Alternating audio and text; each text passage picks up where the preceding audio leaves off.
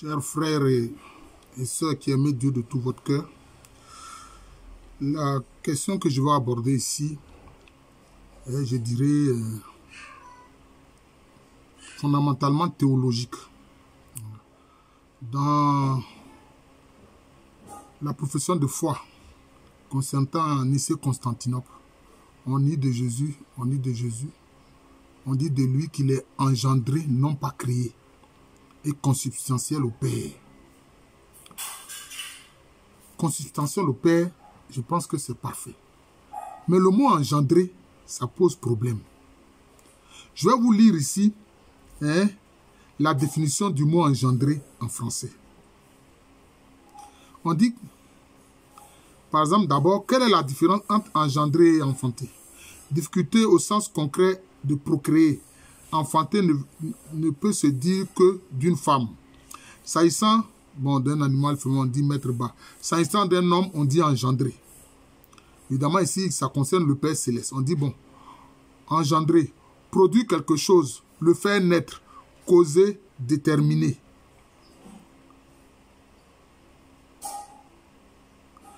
Quel est le radical du mot engendrer? On va laisser ce côté-là. Quel est le contraire d'engendrer? C'est anéantir, annihiler, démolir, détruire. Vous voyez très bien que ce mot engendrer n'explique pas bien ce à quoi renvoie ici la foi chrétienne. Pourquoi je dis ça? Parce qu'il est bien dit que Jésus est consubstantiel au Père.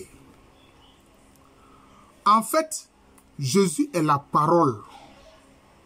Mais entre nous, frères et sœurs, ta parole vient d'où? Ta parole vient de ta pensée. Vous voyez? Mais ta parole, en fait, c'est ta pensée qui est audible. Voilà, c'est ta pensée qui est audible, qui se fait entendre. Vous voyez? Mais est-ce qu'on peut dire que la parole n'est pas est engendrée par la pensée? En réalité, c'est une autre forme de la pensée. En réalité, c'est une forme de la pensée. C'est une forme de la pensée. Vous comprenez? C'est assez difficile à comprendre. C'est une forme de la pensée. C'est-à-dire qu'en fait, la pensée, c'est la parole silencieuse. La pensée, c'est la parole silencieuse. Donc, parler d'engendrement, c'est compliqué. Mais on sait que la parole, c'est la pensée quand elle se fait entendre, quand elle se rend audible. C'est pour ça que moi, le terme que moi, j'aurais préféré, en lieu et place d'engendrement, parce que vous voyez très bien, je vous ai donné la définition du mot engendrer en français. Donc cela veut dire qu'en fait, la langue française, à travers le mot engendrer, ne rend pas réellement cette réalité théologique. Moi, j'aurais dit plutôt jaillissement. Jésus-Christ, c'est un jaillissement du Père. Voilà, c'est ça. Tout comme la parole est un jaillissement de la pensée. Je dis bien un jaillissement. Voilà. C'est un jaillissement. La parole, c'est le jaillissement de la pensée.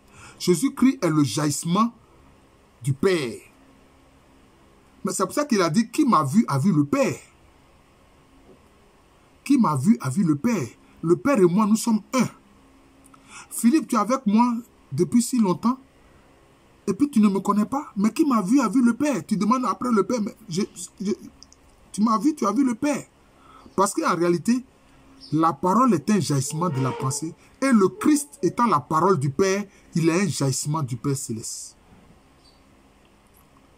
C'est quoi il dit quoi? Le Père et moi, nous sommes un. Le Père et moi, nous sommes un. Or, le terme français engendré pose problème. C'est ce que je suis en train de dire, en fait. Le terme français, là, pour dire engendrer, là, c'est bien, ils ont précisé, non pas créé. Mais or, quand on dit que tu es engendré, c'est-à-dire que tu nais d'une autre personne. Tu nais d'une autre personne. Il est dit, d'ailleurs, je vous l'ai lu, dans le dictionnaire, il est dit quoi? Que quand il s'agit d'un être masculin, on parle d'engendrement.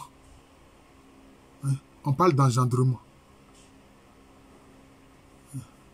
On parle d'engendrement. Vous voyez. Donc, ça pose problème. Ça pose problème. Vous voyez, ça pose vraiment problème. Ça pose problème. Et vraiment, le mot engendrement en français ne rend pas correctement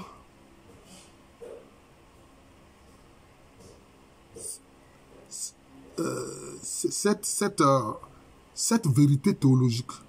On dit quand c'est l'être masculin, c'est engendré. Quand c'est l'être féminin, c'est enfanté. Vous voyez? Quand c'est l'être masculin, c'est engendré. Quand c'est l'être féminin, c'est enfanté. Vous voyez? Donc ça pose problème. Moi, je pense que le mot engendré ne rend pas parfaitement cette vérité réelle, cette vérité spirituelle ou divine. Cette vérité de Jésus qui est un avec le Père. Cette vérité de Jésus, parole éternelle de Dieu, qui est un jaillissement du Père.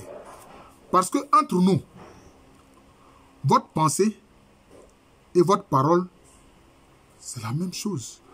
Mais évidemment, l'être humain lui peut mentir, lui peut faire en sorte que sa parole ne soit pas identique à sa pensée. Mais Dieu, lui, il est la vérité. Or, Jésus-Christ, il est la parole éternelle de Dieu. Or, la parole, je dis, c'est un jaillissement de la pensée. Tout comme l'action, conforme à la pensée, à la parole, est un jaillissement de la pensée et de la parole. Vous voyez? C'est ça. Je sais que la question que j'aborde ici est très théologique.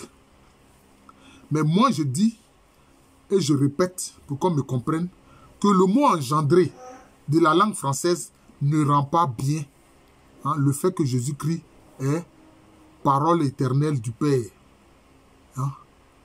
Moi, j'aurais préféré le mot jaillissement. Le mot jaillissement. Jésus-Christ est un jaillissement du Père. Voilà. Donc, il étant un jaillissement du Père, qui l'a vu, a vu le Père. Parce que lui et le Père sont un.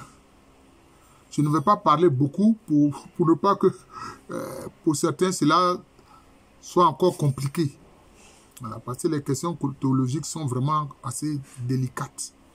Voilà. Et moi, je respecte la doctrine de l'Église catholique. La doctrine de l'Église, je la respecte. Mais ici, je le dis, le mot français engendré, ça ne rend pas bien, ça ne rend pas bien que le fait que Jésus-Christ, la parole éternelle, est vraiment un jaillissement du Père. On peut dire que le Père a la pensée. Voilà. Si le Christ est la parole, il est un jaillissement du Père. Voilà. Il est un jaillissement du Père. C'est comme ça. Voilà. Donc je dis que moi, j'aurais préféré le terme de jaillissement en lieu et place de engendrement, engendré. Voilà, c'est ce que je dis.